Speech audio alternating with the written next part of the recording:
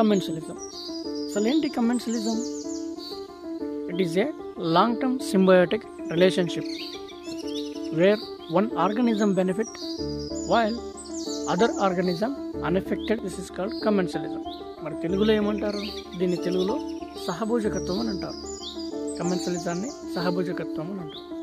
అంటే రెండు జీవుల పరస్పర చర్య అన్నమాట.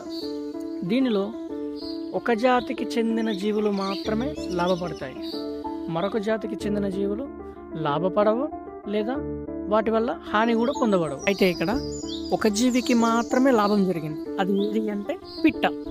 అయితే పిట్ట ఎలా లాభం జరిగింది పిట్టకి అంటే, ఈ గీత తన పని తాను వెళ్తుంది, మీన్స్ అది గడ్డి మేస్తూ ఉంటుంది. ఆ గడ్డిలో ఉన్న పురుగులు కదలికల వల్ల బయటకు వస్తున్నాయి.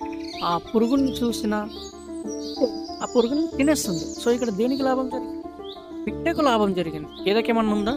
ఏమీ లేదు. అది జస్ట్ గడ్డి మేసుకుంటూ వెళ్తుంది, గడ్డిలో ఉన్న పురుగులు బయటకు వచ్చినాయి. ఆ పురుగుల్ని పిట్ట తిన్నది. కానీ పిట్ట వల్ల గీతకి లాభం లేదా నష్టం లేదు. దీన్ని సహభోజకత్వం లేదా కమెన్సలిజం అంటారు.